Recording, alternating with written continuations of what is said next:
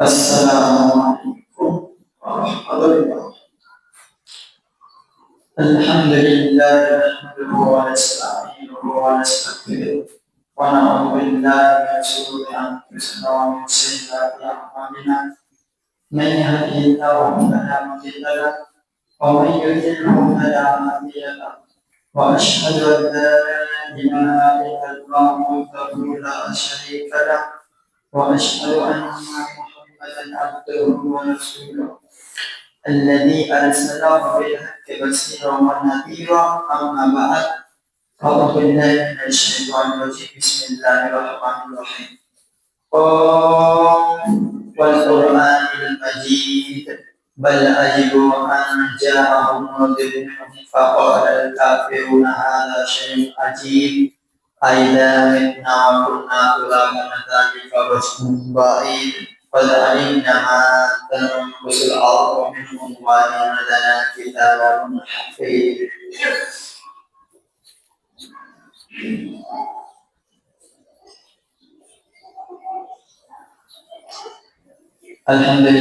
rabbil alamin. Wal aqibatu lil muttaqin wassalatu wassalamu ala rasulillah Muhammadin wa alihi washabihi ajmain. Amma ba'd. A'udzu billahi minasy syaithanir rajim. Bismillahirrahmanirrahim. Wa qala an-nabiy sallallahu alaihi wasallam al-wani wa la ayat fa'amil mayit wa ala kulli syai'in qadir. عن عبد الله بن مسعود رضي الله تعالى عنه قال رسول الله صلى الله عليه وسلم الا اخبركم بمن يحرم على النار وبمن تحرم النار عليه على كل يمين كريم شهر رواه البخاري. উপস্থিত সমস্ত প্রশংসা সেই মহান আল্লাহ রাব্বুল আলামিনের জন্য। তারপরে আমাদের শেষ নবীর উপর দরুদ ও সালাম নাযিল হোক। আল্লাহুম্মা সাল্লি আলাইহি আল্লাহুম্মা বারিক আলাইহি।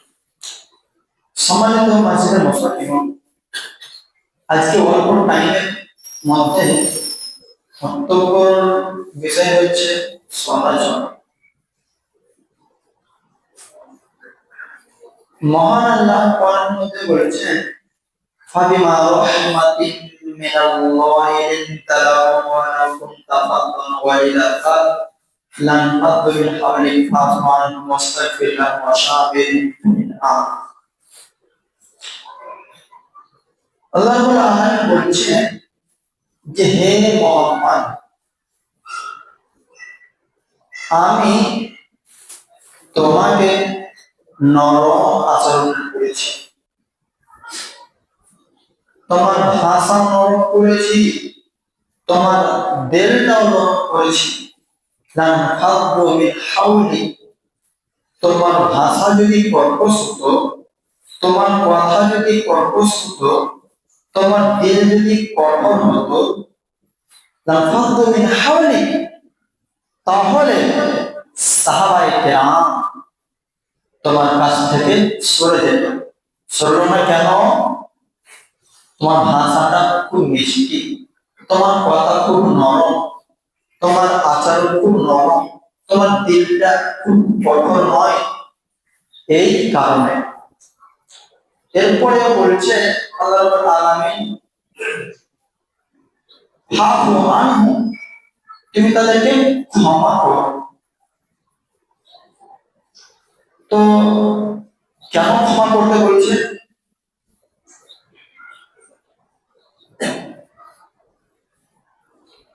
কেন?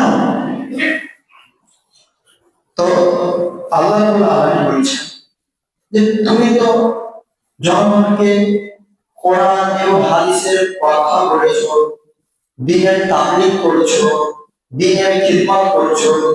ইহুদি খ্রিস্টান বেধর্মীদেরকে আপনি কোন হাদিসের দাওয়াত দিয়েছেন তাদেরকে, তো আপনার কথা মানেনি, তারা আপনার কথা মানতে চায় না, আপনাকে তারা গালি দেয়, আপনাকে তারা নির্ভেল পাথর ছুঁড়ে মারতে চেয়েছে, এবং কত মানুষ আপনাকে নির্ভেল পাথর হয়েছে।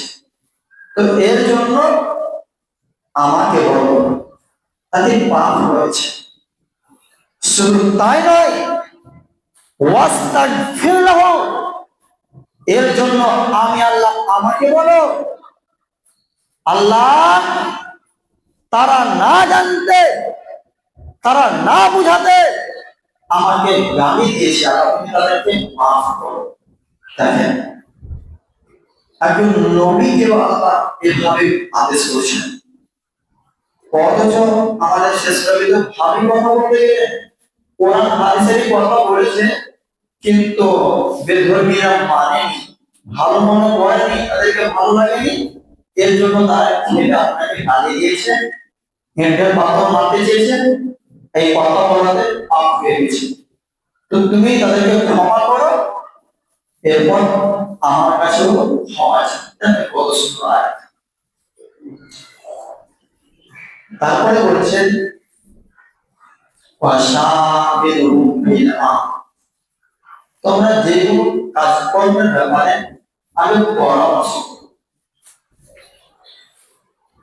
ফাইদা আযামতা ফাতাওয়াক্কাল আলাল্লাহ, তোমরা কাজের সিদ্ধান্ত যখন করবে, ডিসিশন যখন নিয়ে নেবে, ফাতাওয়াক্কাল আলাল্লাহ, তোমরা আমার উপরে ভরসা করো।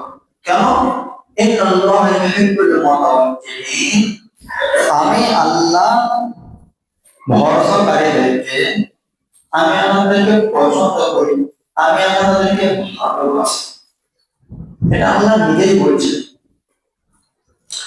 সম্মানিত মসজিদের মুসল্লিগণ, আপনারা দয়া করে কেউ ঘুমাবেন। একটা তো আমি শুধু আয়াত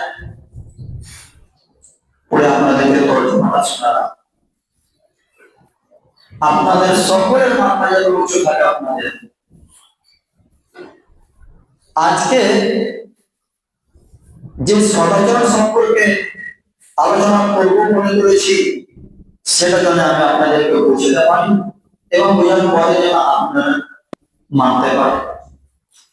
আপনি একটু আগে এসেছেন, আজকে এখনো মানুষ কে গোসল করছে, কেউ তাড়াহুড়া করছে আসার জন্য, আসতে পারেনি। আপনারা একটু আগে এসেছেন কিন্তু কিছু আমরা 45 সংখ্যক, এর কারণে। আর দয়া করে আপনারা কেউ ঘুমাবেন না, সকলের মাথা যাতে উঁচু থাকে। আপনারা আমার দিকে তাকিয়ে থাকেন, ইনশাআল্লাহ আপনাদের ঘুম আসবে না এবং বক্তব্যটা আপনারা ভালো বুঝতে পারবেন।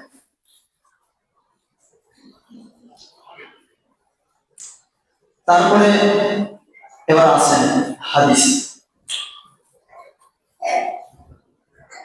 আপনারা শুনেছেন পৃথিবীতে সবচেয়ে দামি মদত কি বলেন তো? দামি বলতে পারবেন না। পৃথিবীতে সবচাইতে দামি ইবাদত হচ্ছে সিয়াম, রোজা, যা কিছুদিন আগে আমরা পালন করলাম। এটা হচ্ছে সবচেয়ে দামি।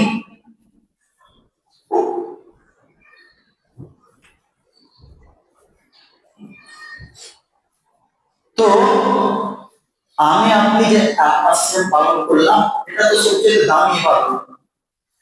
এটা সবচেয়ে দামি ইবাদত। দেখেন, আপনি ফজরে সেহরি খেলেন, দিয়ে আপনি সন্ধ্যাবেলায় ইফতার করবেন। তো ফজর থেকে নিয়ে সন্ধ্যা পর্যন্ত ওই যে আপনি না খেয়ে থাকলেন, এক ফোঁটা মুখে পানি দিলেন না, একটাও কিছু খাবার তুলে দিলেন না, 5 ওয়াক্ত সালাত আদায় করলেন এবং কষ্ট করে সকাল থেকে নিয়ে সন্ধ্যা পর্যন্ত আপনি একটি সিয়াম পালন করলেন। কত কষ্ট করে! কেন? আপনি এক ফোঁটা পানি পান করলেন না, একটা মুখে খাবার তুলে দিলেন না, তাহলে কি এটা কষ্ট করে ইবাদত নয়? এই সিয়াম যত দামি হোক না কেন ওই পৃথিবীর বুকে, এর চাইতে আর অন্য কোন ইবাদত দামি হতে পারে না। এর চাইতে আর অন্য কোন ইবাদত দামি হতে পারে না। এর পরেও এই সিয়ামের নেকি, এই রোজার নেকি বিচারের কাঠ গড়াতে দাড়ি পাল্লায় যখন রাখা হবে, এই সিয়ামের নেকি বাম দিকে রাখলে যত ভারী হবে, এর চাইতে সদাচরণের নেকি, নম্র আচরণের নেকি, ভালো আখলাক চরিত্রের নেকি দাড়ি পাল্লায় ডান দিকে সব চাইতে বেশি ভারী হবে। কথা কি বুঝতে পারছি আমি আপনাদেরকে? কথা বুঝতে পারছেন না হয়তো। চলেন, আপনারা শুনেছেন যে কোন মানুষ যদি হজ করতে যায়, আর যদি হজ কবুল হয়ে যায়, 4-5 লাখ টাকা খরচ করে আপনি গেলেন হজ করতে। আগে অল্প টাকাতে হয়ে যেত 50,000, 1 লাখে। 4-5 লাখ টাকা আপনি এখন বর্তমান যুগে আপনি খরচ করে চলে গেলেন হজ করতে। আর ওই যদি হজ আপনার কবুল হয়ে যায়, তাহলে সেই লোকটি নিষ্পাপ হয়ে যায়। যেমন কোন মায়ের গর্ভ থেকে একটি বাচ্চা জন্ম নেয়, তখন সেই বাচ্চাটি নিষ্পাপ, তার কোনো অন্যায় থাকে না, তার কোনো গুনাহ লেখা হয় না, একদম নিষ্পাপ। তো কোনো মানুষের যদি একদম হজ কবুল হয়ে যায় তাহলে সেই ব্যক্তি নিষ্পাপ হয়ে গেল। দেখেন এর পরেও এই হজের নীতি বিচারের কাঠ গড়াতে দাড়ি পাল্লাই আপনার যত বেশি ভারী হোক না কেন, নিষ্পাপ হওয়ার পরেও এর চাইতেও সদাচরণের নেকি, ভালো আখলাক চরিত্রের নেকি এর চাইতে অনেক অনেক অনেক বেশি ভারী। আল্লাহর কাছে সবচেয়ে কান্নাকাটি এই ইবাদতটি বেশি প্রিয়। এখানে প্রিয় আসছে মানে বেশি পছন্দ করে আল্লাহ। সিয়াম সবচেয়ে দামি, সালাত দিয়ে আল্লাহকে বেশি টাকা চায়। এবার দুই ফোঁটা চোখের পানি গভীর রাতে ফেলে আল্লাহকে যত সন্তুষ্টি করা যায়, আর কোন ইবাদত দিয়ে আল্লাহকে তত সন্তুষ্টি করা যায় না।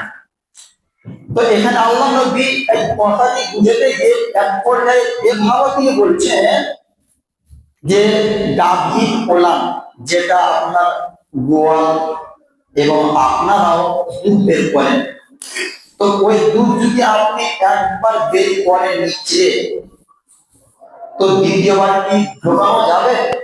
জি না, এটা ঢোকানো যাবে না, এটা অনেক কঠিন ব্যাপার। তো আল্লাহ নবী বলছেন যেই ব্যক্তি, যেই কোনো বান্দা আল্লাহর ভয়ে কান্নাকাটি করবে সেই ব্যক্তির জাহান্নামের আগুনে যাওয়া তেমনি অসম্ভব। এর পরেও এই কান্নাকাটির নেকিটি আল্লাহর কাছে যত প্রিয় হোক না কেন, আর এই কান্নাকাটির নেকিটি তারাজুলের পাল্লাতে যত ভারী হোক না কেন, এর চাইতেও সদাচরণের নেকি, নম্র আচরণের নেকি অনেক অনেক অনেক বেশি ভারী হবে। আপনাদেরকে আমি শুধু এই তিন চারটি হাদিসের কথা বলে শুধু বোঝানোর চেষ্টা করছি যে যাতে সদাচরণের নেকিটা, ভালো আখলাক চরিত্রের নেকিটা আপনারা বুঝতে পারেন। এর জন্য আমি তিন চারটি কথা বললাম। এবার আপনারা বলতে পারেন যে জি মুল্লি সাহেব, আমরা আহলে হাদিসের মানুষ, আর আমরা আহলে হাদিসের মানুষ, আমরা আহলে হাদিসের মানুষ, আর আমরা কোনো কোরআন ছাড়া, আমরা কোনো দলিল ছাড়া, আমরা কোনো হাদিস ছাড়া আপনার কথা বিশ্বাস করব না। আপনি তো শুধু মুখে বললেন একটা হাদিস বলে আমাদেরকে শোনান, তাহলে আমরা মানবো, তাহলে আমরা বুঝবো। দেখেন আমি আপনাকে সহিহ বুখারী হাদিস শোনাচ্ছি। আন আবি দারদা আনিন নবী সাল্লাল্লাহু আলাইহি ওয়াসাল্লাম قال ان اكل شيء يروي رجال المؤمن يوم القيامه خلق حسن। আবি দারদা রাদিয়াল্লাহু তাআলা আনহু বলেন রাসূল সাল্লাল্লাহু আলাইহি ওয়াসাল্লাম বলেছেন কাল কিয়ামতের ময়দানে, কাল কিয়ামতের ময়দানে নারী পুরুষের সব চাইতে তারা জন্য যেটা ভারী নেকি হবে সেটা হচ্ছে সদাচরণ, সেটা হচ্ছে ভালো চরিত্র, সেটা হচ্ছে ভালো আখলাক। এই আপনাকে প্রমাণ দিয়ে গেলাম। আপনি যদি রেফারেন্সটা জানতে চান, জুমার সালাতের শেষে বলে আপনাকে দলিল দিয়ে এই মুফাসসিরের মাটিতে তুলে দিতে এসেছি। সম্মানিত মসজিদের মুসল্লিগণ, عن عائشة رضي الله تعالى عنها قالت سمعت رسول الله صلى الله عليه وسلم يقول إن المؤمن لا يدرك بحسن خلقه درجة الصالح القائم। আয়েশা রাদিয়াল্লাহু তাআলা আনহা বলেন যে আমি রাসূল সাল্লাল্লাহু আলাইহি ওয়াসাল্লামকে বলতে শুনেছি। তিনি কি বলেছেন দেখেন যে ঈমানদার ব্যক্তিরা, ভালো মানুষেরা, মুত্তাকিন মানুষেরা, পরেজগার মানুষেরা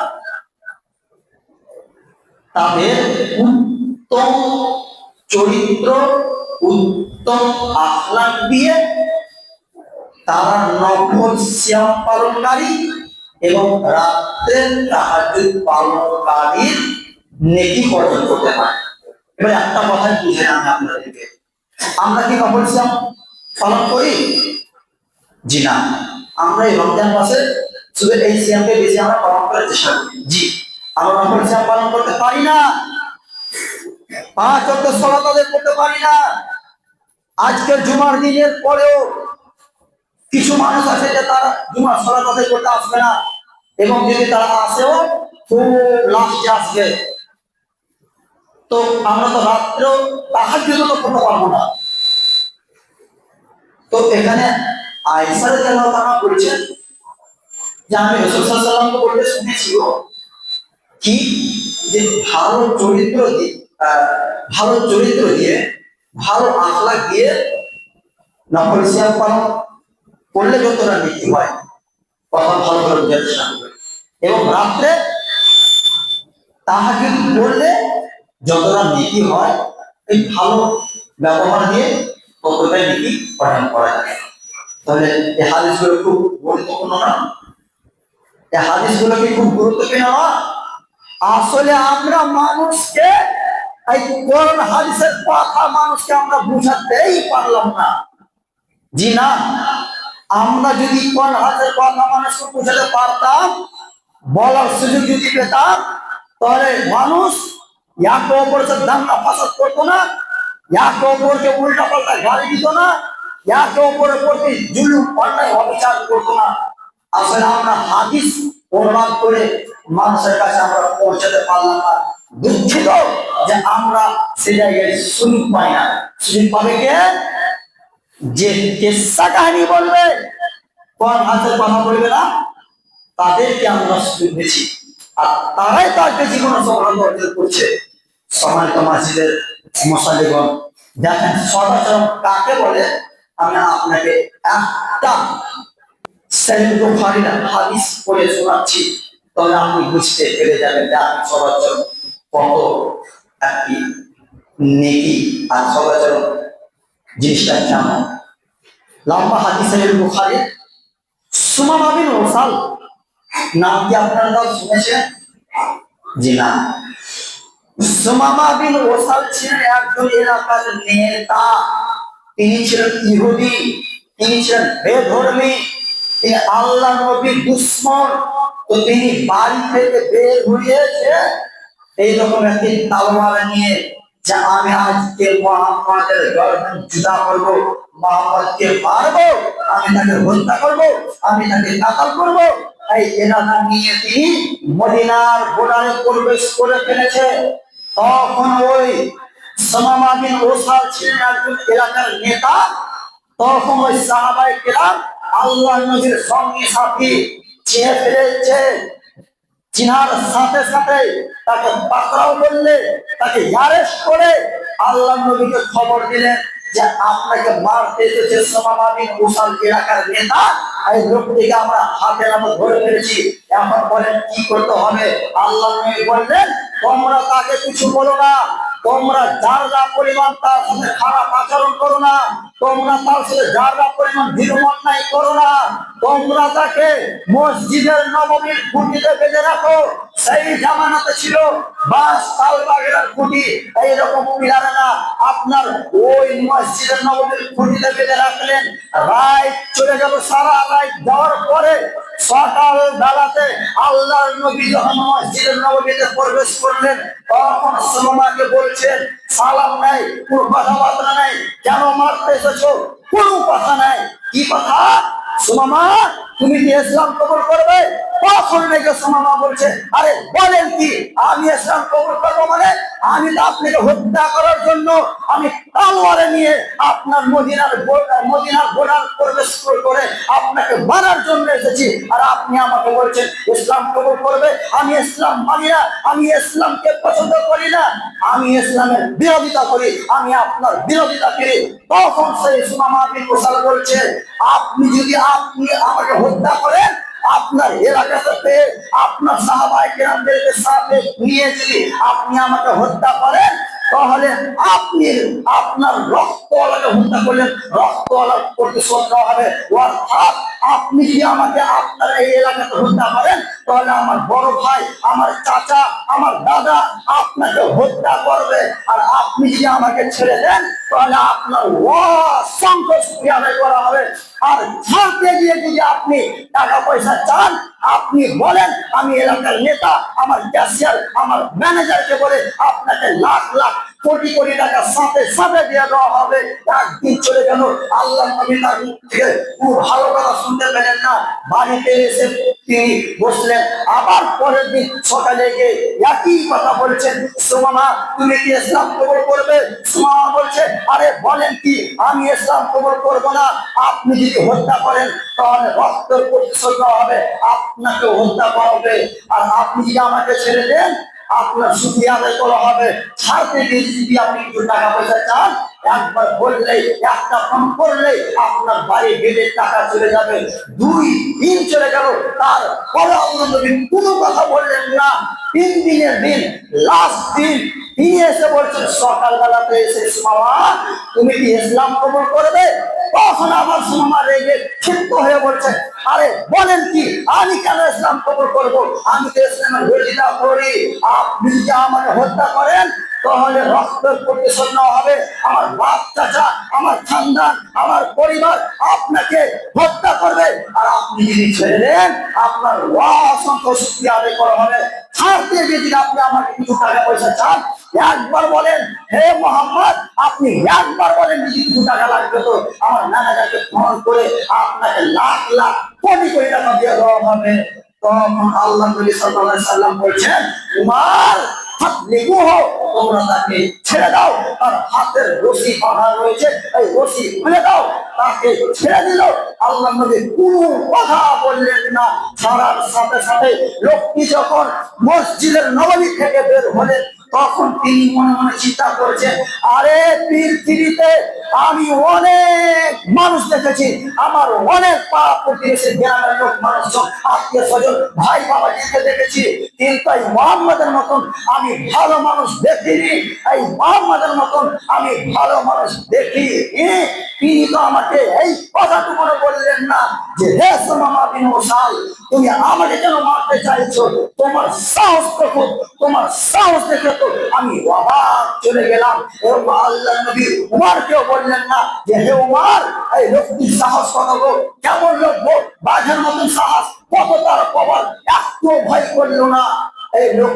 আল্লাহ নবী এই কথাটাও বললেন না। তখন সুমামার বাড়িতে গিয়ে থাকতে না পেরে আমার মসজিদের নববীতে এসে বলছেন, আল্লাহ নবী সত্যি আমি যা জেনেছিলাম যে মোহাম্মদ খুব একটি বাজে মানুষ, খুব একটি খারাপ মানুষ, ভালো নয়, কিন্তু আপনার কাছে এসে আপনার আচরণ দেখে, আপনার ব্যবহার দেখে আমি আর থাকতে পারছি না। আপনার সাথে আমি হাতে হাত মিলিয়ে বাইআত করে কালেমা করে আমি মুসলমান হতে চাই। আল্লাহ নবী তাকে মুসলমান করে দিলেন। দেখেন আল্লাহ নবী কেমন চরিত্র, আখলাক, ভদ্রতা, ব্যবহার, কথাবার্তা। তো এই আল্লাহ নবীর আচরণের সাথে আমাদের আচরণ কি মেল খাচ্ছে? যারা পরিমাণ মেল খাচ্ছে না, বলবেন জি আমাদের মেল খায় না। জি না, আমি আপনাকে জোর গলায় বলতে পারি, আমাদের আচরণের সাথে আর আমাদের শেষ নবীর আচরণের সাথে মেল খাওয়া তো দূরের কথা, যারা পরিমাণ, রায়ের দানা পরিমাণ মেল খাচ্ছে না। আপনাকে আমি দেখতে দিচ্ছি কিভাবে দেখেন। আজকে বর্তমান জমানাতে যদি তুমি ধনী হোক আর গরিব হোক, মিসকিন হোক, ফকির হোক, তাদের সঙ্গে যদি কোনো একটি ছোট বড় কথা হয়ে যায়, একটা ছোট বড় যদি কথা হয়ে যায়, তাহলে আপনি রেগে ক্ষিপ্ত হয়ে বলেন, আরে তোর চাইতে আমি কিসে কম, গাড়ি বাড়িতে কম না, জমি জায়গাতে কম না, ছেলে মেয়েতে কম। তখন আমাদের এই গ্রাম হচ্ছে, গ্রামের পাড়ার ভাষায় বলতে আপনি বাধ্য। তা কি, তাকে আগে সাজাও তারপরে কোনো কথা, তাকে আগে মারো তারপরে কোনো কথা। আরে মারো না, ভয় কেন করছো? থানাতে যদি লাগে 50,000, আমি 1,00,000 টাকা দিব। এই হচ্ছে আমাদের চরিত্র, আখলাক। আপনারা 2 ভাই ব্যবসা করছেন, কাপড়ের দোকান করেছেন এই পুষ্পের মাটিতে। এক ভাই, ছোট ভাইয়ের ব্যবসা ভালো চলছে, বড় ভাইয়ের ব্যবসা ভালো চলছে না। তখন আপনার বড় ভাই 2-4টা লোক ভাড়া করে বলছে, আমার বড় ভাই, আমার ছোট ভাইকে এই গ্রাম থেকে সরে দিতে হবে। বলছে পারবো না। যখনই তাকে 1,00,000 টাকা দিয়ে দিল, আচ্ছা ঠিক আছে, তো ছোট ভাইকে মারার জন্য 1,00,000 টাকা ঘুষ দিয়ে তাকে বলছে গ্রাম থেকে বিদায় করে দাও, হটিয়ে দাও। কেন? আমার ভালো বেচা কেনা হয়, ব্যবসাটা আমার ভালো চলে। তো এই তো হচ্ছে না আমাদের আখলাক, এই তো হচ্ছে আমাদের চরিত্র। কই আমাদের সাথে যারা পরিণত মেল খায় না। আর দুটো হাত ধরে আমি আমার বক্তব্য শেষ করে দেব। সম্মানিত মাসিদের মশাল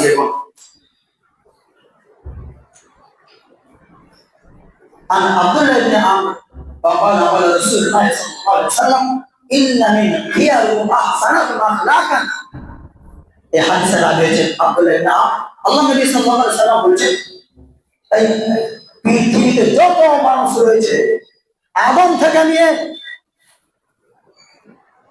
কিয়ামত পর্যন্ত যত মানুষ আসবে, এদের মধ্যে সবথেকে ব্যক্তি উত্তম বললেন আহসানাতুম আখলাকা, আহসানাতুম আখলাকা। ওই ব্যক্তিকে যার চরিত্র আখলাক ভালো, এই হচ্ছে সব চাইতে উত্তম ব্যক্তি।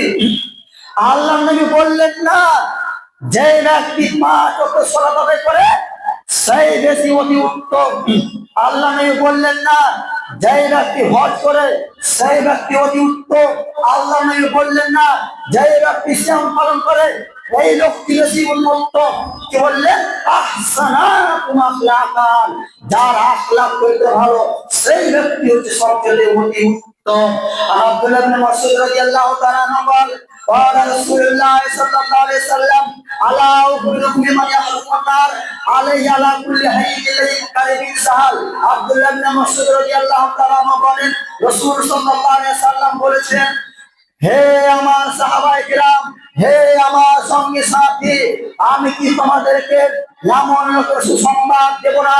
আমি কি তোমাদেরকে এমন লোকের খবর দেব না কি যে ওই ব্যক্তির উপরে জাহান্নামের আগুন হারাম হয়ে যায়, এমন জাহান্নামের আগুন হারাম হয়ে যায় সেই ব্যক্তিকে জাহান্নামের আগুন স্পর্শ করতে পারে না, সেই ব্যক্তিকে জাহান্নামের আগুন কাজ করতে পারলেন না। কথা হয়তো বুঝতে পারছেন না, একটা ছোট্ট উদাহরণ দিলে আপনারা বুঝে যাবেন। এই যে কিছুদিন আগে আমাদের ঠান্ডা বের হলো, ঠান্ডা থেকে বাঁচার জন্য মোটা মোটা সোয়েটার, কত বিছানায় ল্যাপ ব্ল্যাঙ্কেট, কত ইত্যাদি আপনি ব্যবহার করছেন যাতে আমার বডিতে ঠান্ডা না লাগে। যখন আমাদের ঝাড়খণ্ডে হেমন্ত সোরেন আসে, মুখ্যমন্ত্রী আসে পাকুড়ে, সাহেবগঞ্জে, রাজমহলে, তখন সেই এলাকাতে থাকে থাকে থানার পুলিশ, তখন থাকে জেলার পুলিশ, তখন থাকে রাজ্যের পুলিশ, তখন থাকে বিএসএফ, তখন থাকে আরপিএফ, তখন থাকে আপনার পার্সোনাল সিকিউরিটি, তারপরেও থাকে আপনার কালো প্যান্ট, কালো শার্ট, কালো চোখে চশমা লাগিয়ে হাতে একটা ব্ল্যাক ব্যাগ নিয়ে যে তাকে সুরক্ষিত করে। কেন বলেন তো? এটার জন্য তো যে আমাদের জনগণ যাতে একটা ইট, যাতে একটা পাথর ছুড়েও আমাদের আমাদের সিএম এর উপরে, আমাদের মুখ্যমন্ত্রীর উপরে যাতে একটাও না আঘাত হয়। এর কারণে তো এরপরেও কিন্তু কোনো মানুষ গায়ে ফেলে বল থেকে গুলি করে দিতে পারে, এরপরেও কোনো মানুষ বল দিয়ে হামলা করে দিতে পারে। তো আল্লাহ নবী বলছেন, হে সাহাবায়ে কেরাম, আমি তোমাদেরকে এমন একটা আমলের কথা বলবো, তোমরা যদি সে আমলটি করো তাহলে বিচারের কাজ করাতে, বিচারের মাঠে তোমাদেরকে জাহান্নামের আগুন স্পর্শ করতে পারবে না, কাজ করতে পারবে না। তখন সাহাবায়ে কেরাম চিন্তা হয়ে বলছে, আরে আল্লাহ নবী বলেন কি, কে এমন ভাগ্যশীল মানুষ আছে, কে এমন ভাগ্যশীল মানুষ আছে বলেন। তখন আল্লাহ নবী বলেন, শোনো, আলাইহি আলা কুল্লি হাইনিন তারিকিন সাহাল, ওই ব্যক্তিকে কাজ করতে পারবে না যার মেজাজ ভালো, যার কথাবার্তা ভালো, যার আখলাক ভালো এবং সদা চাওনের সাথে পাড়া প্রতিবেশী গ্রাম অঞ্চলের সাথে মিলেমিশে থাকে, এই ব্যক্তিকে জান্নাত কাজ করতে পারবে না। যাই হোক, আরো অনেক কিছু বলার ছিল কিন্তু টাইমের অভাবে বলতে পারছি না। তো পরিশেষে আল্লাহর কাছে দোয়া করি, আল্লাহ আমরা যে কথা বলে শুনলাম, শোনার চাইতে বেশি আমাদেরকে মেনে আমল করার বেশি তৌফিক দান করেন। আল্লাহ আমিন। আল্লাহ, যারা এখন পর্যন্ত এই গ্রামের যুবক ভাই, বয়স্ক দাদু, চাচারা 5 ওয়াক্ত সালাত আদায় করতে পারছে না, আল্লাহ তুমি আমাদেরকে 5 ওয়াক্ত জামাতের সাথে সালাত আদায় করার তৌফিক দান করুন। আল্লাহুম্মা আমিন। আল্লাহ, যাদের আত্মীয় স্বজন মারা গিয়েছে, কবর আযাব পাস করতে পারছে না, অন্ধকার কবরে পড়ে রয়েছে, আল্লাহ তুমি তাদের কবর আযাব মাফ করো। আল্লাহুম্মা আমিন। আল্লাহ, যাদের বাড়িতে রোগ বালা মুসিবত রয়েছে, আল্লাহ তুমি তাদের রোগ বালা মুসিবত সুস্থ করে দাও। আল্লাহুম্মা আমিন। আমি আমার শেষে একটি কথা বলি, যারা কথা তার আগে যদি কোনো ভুল ত্রুটি হয়ে থাকে তাহলে আপনারা আমাকে ক্ষমা করে দিবেন। আমি আমার বক্তব্য এখানে দিতে করছি। ক্ষমা আলাইনা ইলাল বালাদ। আল্লাহুম্মা সাল্লি আলা মুহাম্মাদিন ওয়া আলা আলি মুহাম্মাদ কামা সাল্লাইতা আলা ইব্রাহিম ওয়া আলা আলি ইব্রাহিম ইন্নাকা হামিদুম মাজিদ। اللهم بارك على محمد وعلى ال محمد كما باركت على ابراهيم وعلى ال ابراهيم انك حميد مجيد. ربنا تقبل منا انك انت السميع العليم وتب علينا انك انت التواب الرحيم واخر دعوانا الحمد لله رب العالمين.